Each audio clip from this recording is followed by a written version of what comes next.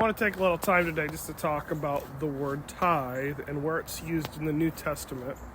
There's a number of internet videos out there that I'm seeing that are saying that the word tithe is never used in the New Testament and that it's an outdated concept and that your pastor shouldn't talk about the tithe, blah, blah, blah, and that's just wrong info.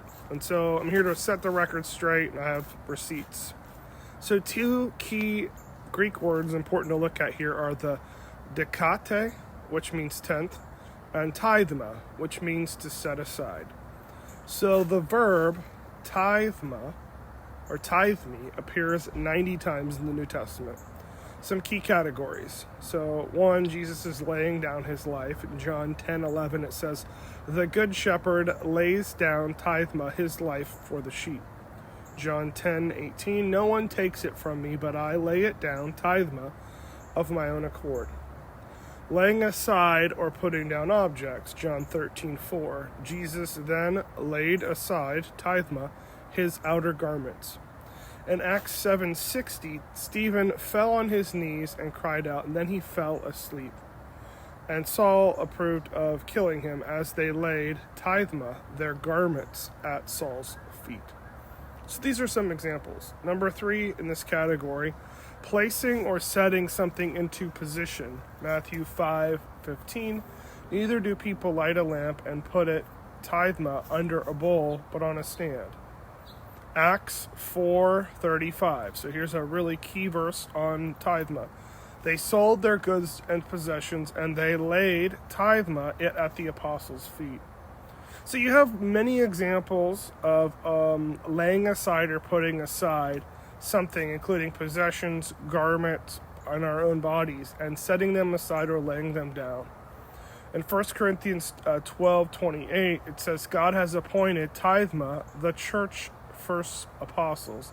And in Acts 20:28, it says the Holy Spirit has made tithema you as overseers. So there's some figurative and some theological uses of the word tithema as well.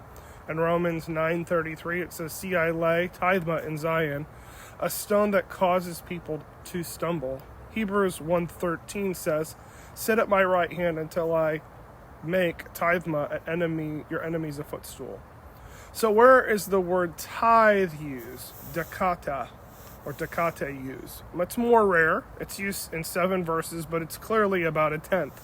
In Matthew 23:23, it says, "You give a tenth, apodekatu, of your spices." Luke 11:42 is a parallel to the above. Luke 18:12 is about a Pharisee who says, "I fast twice a week and give a tenth, apodekato, of all I get."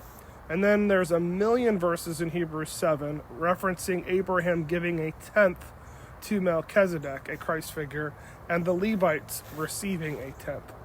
So just to clarify, tithema is to lay or put aside or appoint, and dekate is a tenth or a tithe.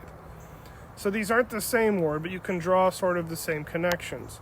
Whether it's financial resources or it's resources connected to who we are and using money, tithema shows Jesus laying down his life and us setting something aside on behalf of God. So dekate shows us that God is setting aside or laying aside a portion on our behalf, and we are to do the same. And so together, they point to this reality that we are to set aside resources, time, finances, and that you could make the case that the tithe is a beginning place, not an ending place, but a beginning place, just based on those 2 word studies alone.